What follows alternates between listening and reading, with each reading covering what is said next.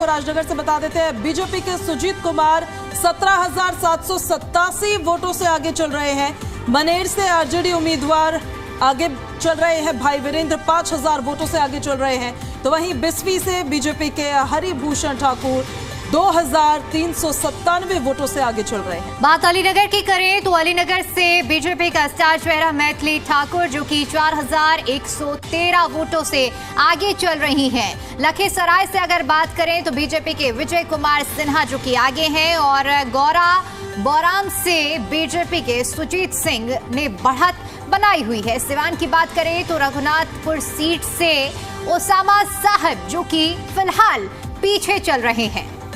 JDU के विकास कुमार सिंह उर्फ जीसू सिंह आगे चल रहे हैं। कोई आगे है तो कोई पीछे है और जो रुझान सामने आ रहे हैं 243 में से 237 सीटों पर रुझान सामने आ चुके हैं। और हमारी स्क्रीन को देख रही है, उसके टैली देखकर आप समझ जाएंगे कि आखिर बिहार की जनता के दिल में इस बार क्या था। हालांकि ये रुझान है, अभी ये नतीजे नहीं है, लेकिन फिर भी समय हो गया है काफी।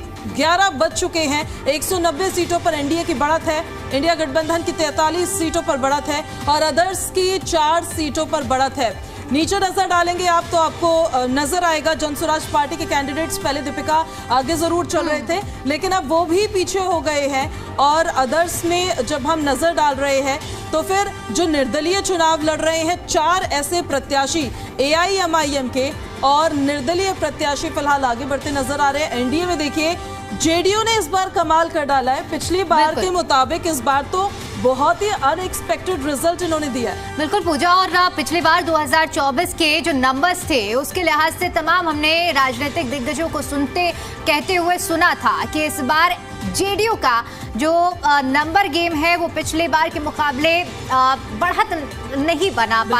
इस बार की तस्वीर कुछ अलग देखने को मिल सकती थी, लेकिन वो सभी दावे धरातल पर बिहार की जनता ने उतना ज्यादा दमदार साबित होते हुए नहीं दिखाया है। आगे इस पर विस्तार से आपको आंकड़े भी साझा करते रहेंगे, लेकिन सबसे पहले चलिए आपको प्रतिक्रियाएं भी सुनवाते हैं कि बिहार में क्या कुछ प्रतिक्रियाएं इन रुझानों को लेकर आ रही हैं।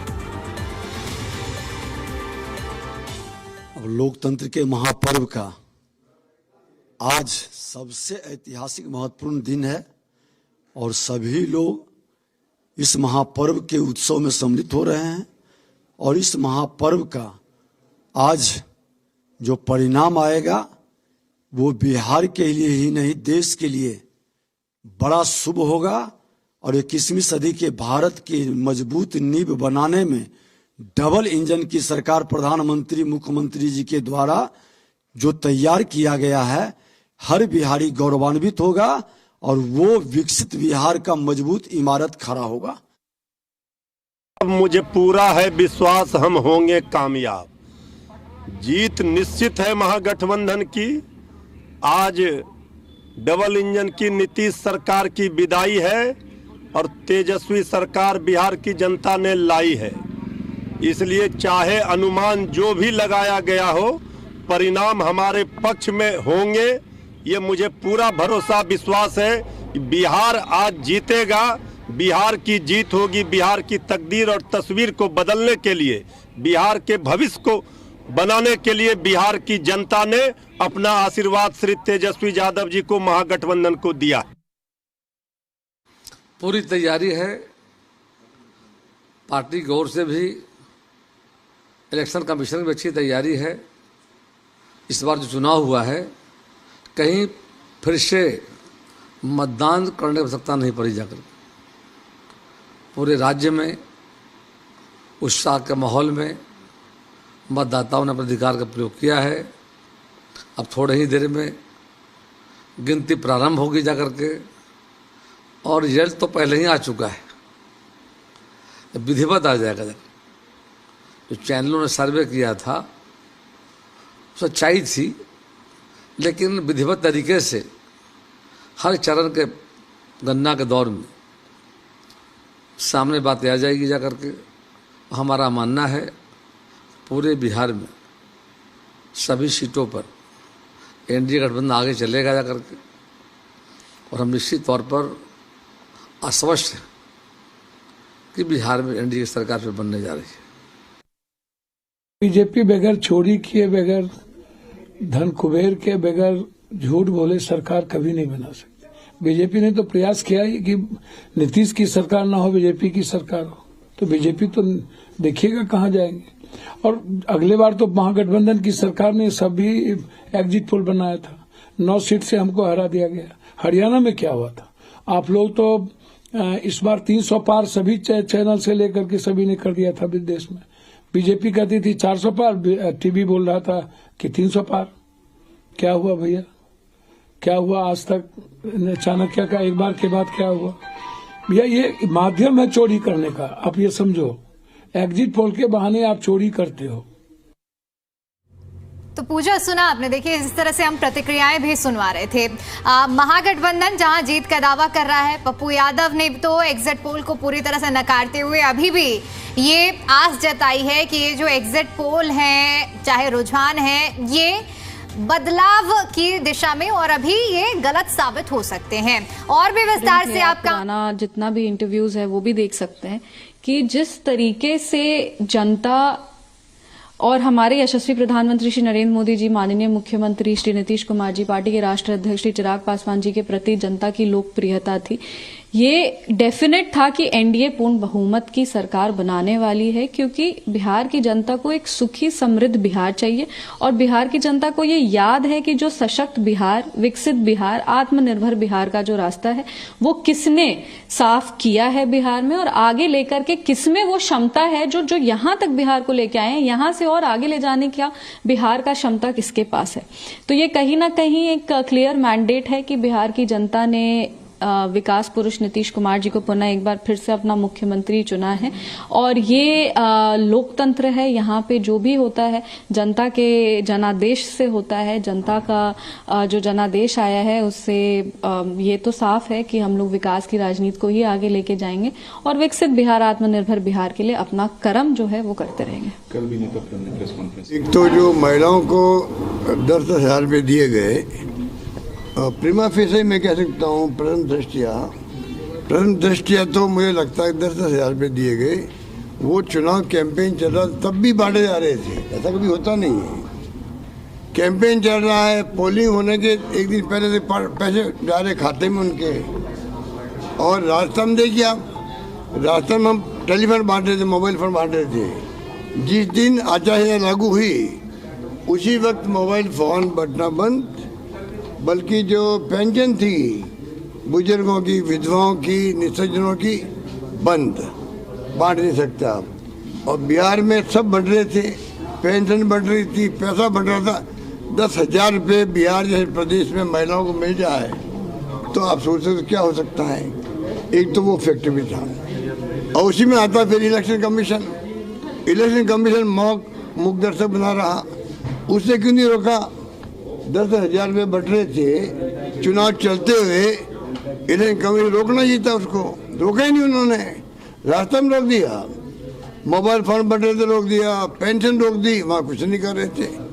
इसका मतलब जो राहुल गांधी जी और लोग सब वोट चोरी की बात कर रहे थे, वोट चोरी क्या होता है? ये तो होता है। तो देखिए, अभी फिलहाल जो रुझान सामने आ रहे हैं, 243 में से 243 सीटों पर रुझान सामने आ चुके हैं और एनडीए एक बढ़त के साथ यहां पर सरकार बनाती हुई नजर आ रही है। हालांकि ये रुझान है, नतीजा आने अभी बाकी है। और हरियाणा बीजेपी से देखिए, हरियाणा सरकार से कैबिनेट मंत्री रणबीर गंगवा जी भी हमारे साथ कनेक्ट हो गए हैं। सर, बहुत बहुत स्वागत है आपका जी दिल्ली एनसीआर हरियाणा पर। और आज तो खुशी की लहर दौड़ पड़ी होगी, क्योंकि एग्जिट पोल्स भी आप ही के पक्ष में, रुझान भी आप ही के पक्ष में, और उम्मीद तो बीजेपी यही कर रही होगी कि रिजल्ट्स भी आप ही के पक्ष में रहेंगे। बिल्कुल, निश्चित तौर पर जिस तरीके से रुझान आए हैं, जिस तरीके से एग्जिट पोल आए थे, वो भी पहले आगे थे और बहुत ही बम्पर जीत की तरफ एनडीए बढ़ रहा है। तो निश्चित रूप से ये जो जिस तरीके से एनडीए के कार्यकाल के अंदर जो सुशासन से चला है, जो आदरणीय नरेंद्र मोदी जी का आज, क्योंकि जब से वो प्रधानमंत्री बने हैं, पूरे देश का गौरव विश्व पटल पे बढ़ाने का काम किया है। और आज देश के लोग नरेंद्र मोदी जी की बात पे विश्वास करते हैं और इसीलिए आज लगातार जो है एनडीए की सरकार बन रही है। और ये केवल बिहार नहीं, आपने देखा कि पहले हरियाणा में, फिर दिल्ली में, महाराष्ट्र में, बिहार में, और आगे भी आने वाले समय के अंदर भी एनडीए का ये जो है वो समय है। सर, डू यू थिंक कि एसआईआर की प्रक्रिया जो चली उससे एनडीए को तो फायदा मिला ही है? देखिए, जो एनडीए गठबंधन है उन्होंने हमेशा ही विशेषकर राहुल गांधी जी ने भ्रम फैलाने का काम किया है, लोगों को भ्रम में डालने का प्रयास किया है। लोकसभा के चुनाव के अंदर भी इन्होंने संविधान की पत्रिका हाथ में लेकर के ये घूमे थे, और अभी इन्होंने जिस तरीके से वोट चोरी करके और लोगों को एक भ्रम फैलाने का प्रयास किया, लेकिन आज देश प्रदेश की जनता सारे समझदार है, सबको पता है कि इन्होंने अपने कार्यकाल में कुछ किया नहीं, अब केवल और केवल भ्रम में डालने के लिए इस तरीके की बातें करते हैं। मैं धन्यवाद और बधाई देना चाहूंगा बिहार की जनता का कि जिन्होंने बहुत ही एक अच्छा फैसला करने का काम किया है। गंगवा जी, जब एग्जिट पोल अब एग्जैक्ट पोल में तब्दील हो रहे हैं, तो अब आपसे हम ये भी समझना चाहेंगे कि ये क्या लगता है कि बिहार में जो एनडीए को बम्पर वोटिंग की गई बिहार की जनता की ओर से, तो उसमें कौन से ऐसे फैक्टर्स सबसे ज्यादा कारगर साबित रहे? देखिए, सभी सीधी सी स्पष्ट सी बात है कि एक तो बिहार का सुशासन, और जिस तरीके से लालू जी के राज में जो जंगल राज वहां था, जिस तरीके से गरीबों पर अत्याचार हुए और किसी की कोई सुनवाई नहीं होती थी, और आज जो एनडीए की सरकार के अंदर जो नीतीश कुमार जी के नेतृत्व में बिहार के अंदर बनी, और आदरणीय देश के यशस्वी प्रधानमंत्री नरेंद्र मोदी जी के नेतृत्व में जिस तरीके से कार्य स्पीड से हो रहा है, हर वर्ग का जो विकास हो रहा है, और जो भारतीय जनता पार्टी की एक नीति है कि अंत्योदय, अंतिम व्यक्ति को सरकारी सेवाओं का लाभ पहले पहुंचे, तो आज सभी को सरकारी सेवाओं का लाभ पहुंच रहा है। इसी के कारण है कि बिहार की जनता ने एनडीए को चुना है। एक बहुत बड़ा फैक्टर, अभी जिस तरह से पूजा भी जिन चीज का जिक्र कर रही थी गंगा जी, मैं आपसे ये भी समझना चाहूंगी कि हमने देखा कि वोट चोरी का मुद्दा भी बिहार में काफी गरमाया, एसआईआर का मुद्दा भी गरमाया, यात्राएं भी निकाली गई, लेकिन एनडीए के खेमे से ऐसा कौन सा बड़ा आश्वासन जो इन मुद्दों को भी नहीं छुपाया, आप मानते हैं? देखिए, एनडीए की तरफ से एक ही चीज है कि आज देश की जनता जो है आदरणीय नरेंद्र मोदी जी के नेतृत्व पर विश्वास करती है, और वो जो कहते हैं वो करते हैं। बड़ा ट्रांसपेरेंसी से जो राज चल रहा है, सुशासन का राज चल रहा है, यही कारण थे कि लोगों ने एनडीए को चुना है। सर, ये भी जरा बताइए दीजिए, अब पहले तो ये बार बार एनडीए ने कहा कि नीतीश कुमार के नेतृत्व में चुनाव लड़ रहे हैं, बट सीएम फेस उन्हें घोषित नहीं किया था, पर 82 सीट्स पर फिलहाल अभी उनकी सीट जो पार्टी है वो आगे सबसे ज्यादा बड़ी पार्टी बनती नजर आ रही है। अगले सीएम नीतीश कुमार ही होंगे क्या? देखिए, ये काम तो जो वहाँ के जो चुने नुमाइंदे हैं प्लस जो हमारे हाई कमांड है, या क्योंकि दोनों पार्टियों के जो शीर्ष नेतृत्व है वो तय करेगा, एनडीए का शीर्ष नेतृत्व तय करेगा। ये मेरे कोई अधिकार क्षेत्र की बात नहीं है, वो तो वो लोग करेंगे। बिहार में हम देख रहे हैं कि लंबे समय से नीतीश कुमार, चाहे हम बात करें 20 साल का एक लंबा कार्यकाल हो गया है, कहीं ना कहीं देखा जाए किसी भी राज्य में अगर कोई इतना बड़ा चेहरा इतने लंबे समय से अगर कार्यकाल में रहता है तो एक एंटी इनकम्बेंसी का फैक्टर होता है, लेकिन इस बार भी हमने देखा कि ये एंटी इनकम्बेंसी प्रो इनकम्बेंसी में किस तरह से तब्दील हुई।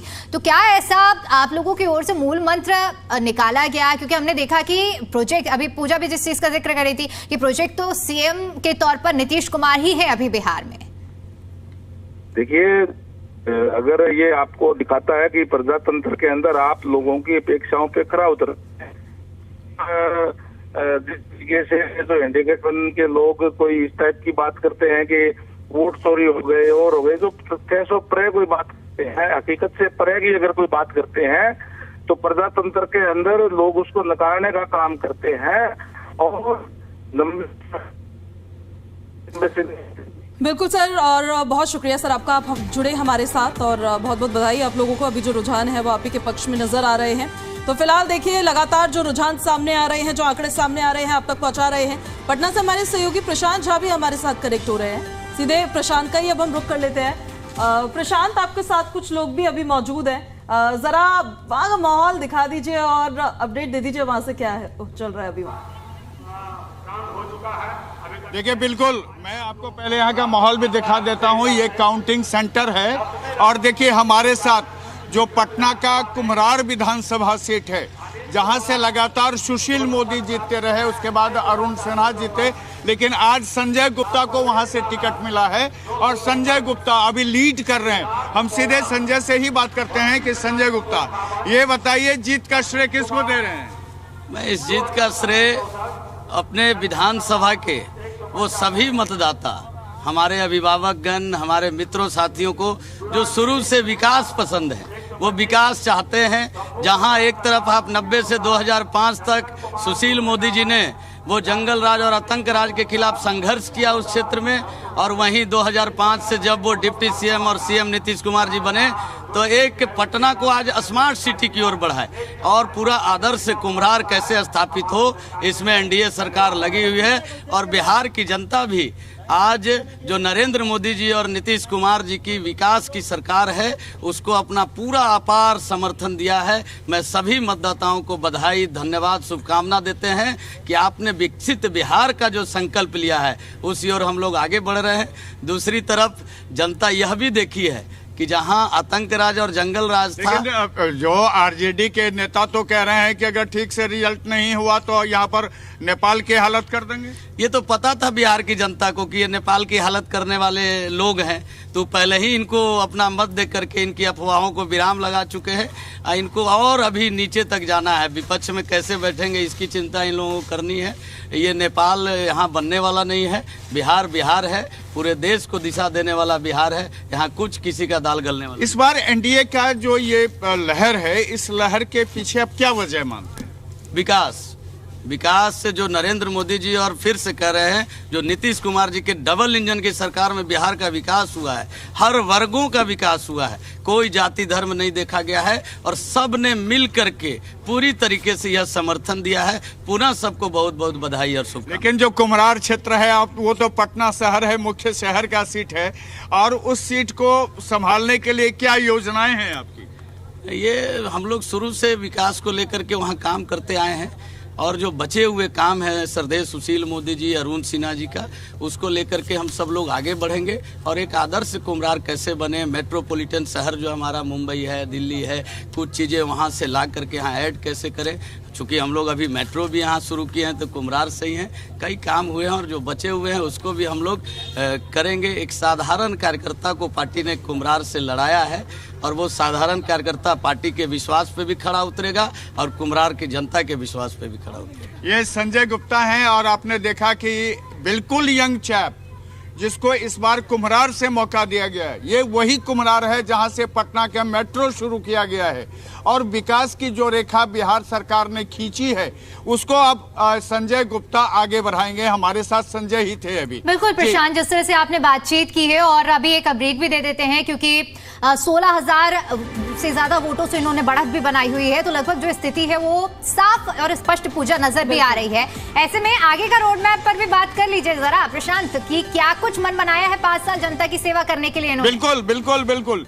देखिए हमारे एंकर भी पूछ रही हैं आपसे कि आगे आपका रोड मैप क्या है, कैसे और डेवलपमेंट करेंगे उस इलाके को, क्योंकि वो इलाका तो काफी लंबा चौड़ा इलाका है। पूरी तरीके से रोड मैप हम लोगों का बना हुआ था, पहले से 2005 से ही बना हुआ है और अभी रोड मैप में है कि हम अच्छे से सारे चीज़ों को सड़क के, आप वहाँ जब जाएंगे तो देखेंगे कि ड्रेनेज सिस्टम वहाँ का फेल था और जो लोग वहाँ रहते थे तो 2-2, 3-3 महीना वाटर लॉगिंग होता था। अब बहुत कम क्षेत्रों में पानी अगर बंद हुआ तो वो उसी तरीके से जाता है, तो वो रोड मैप एकदम से बना हुआ है। हर क्षेत्र में जो विकास है वो वहाँ हुआ है और आगे भी उस काम को हम लोगों को आगे बढ़ाना है। कोई नया रोड मैप नहीं बनाना है, एकदम आदर्श कुम्हरार की ओर हम लोग अग्रसर है। अगले 5 साल में हम लोग और उसी दिशा में आगे बढ़ेंगे। आप ही के क्षेत्र में कुम्हरार जो नाम पड़ा वो अशोक सम्राट का वो जगह है जहाँ पर, क्या उसको भी पर्यटन स्थल पर आप डेवलप कराएंगे? हाँ, उसको हम ये सोचे हैं कि अगले बार से कुम्हरार महोत्सव करके हम लोग मनाएंगे वहाँ, और जो समृद्ध इतिहास है हमारा, जो हमारी संस्कृति है, उस कुम्हरार की मिट्टी से सम्राट अशोक और पाटलिपुत्रा की धरती पे उस कुम्हरार को हम लोग एक पूरे युवाओं को संदेश देंगे कि यहीं से पूरे देश पे हम लोग राज करते थे, यही सम्राट अशोक और यहाँ कुम्हरार की धरती है। उसके लिए हम लोग कुम्हरार महोत्सव अगले साल से बनाने की योजना मेरे मन में है। संजय जी, एक सवाल आपसे ये भी है कि जो आपका कुम्हरार क्षेत्र है उसमें कई ऐसे इलाके हैं जहाँ गलियाँ, सड़कें बहुत छोटी हैं, वहां 2 गाड़ियों का एक साथ चलना बड़ा मुश्किल हो जाता है, इसलिए जाम की समस्या से लोगों को रोज रूबरू होना पड़ता है। तो इस जाम की समस्या को कैसे निपटाएंगे? ये एक तो जो मुख्य चौराहा पे है, वो जो ऑटो लग जाता है, उसके लिए हम लोग ट्रैफिक व्यवस्था को ठीक करेंगे कि हम लोग कैसे उसको एक स्टैंड में ही रखें। दूसरा, जो छोटी सड़कें हैं, अगर थोड़ा बहुत इंक्रोच है, सीढ़ियां बाहर निकाला चलिए, तो उनकी विधानसभा की जनता यही प्रशांत उम्मीद भी कर रही होगी कि उनके लिए अब वो काम करेंगे और इसी वजह से उनको अपना प्रतिनिधित्व कहीं ना कहीं सौंपती नजर आएगी। फिलहाल प्रशांत, बहुत शुक्रिया। अपडेट्स आपसे हम लगातार लेते रहेंगे और बिहार चुनाव को लेकर लगातार देखिए 243 में से 243 सीटों पर जो रुझान सामने आ चुके हैं वो हम आपको दिखा रहे हैं।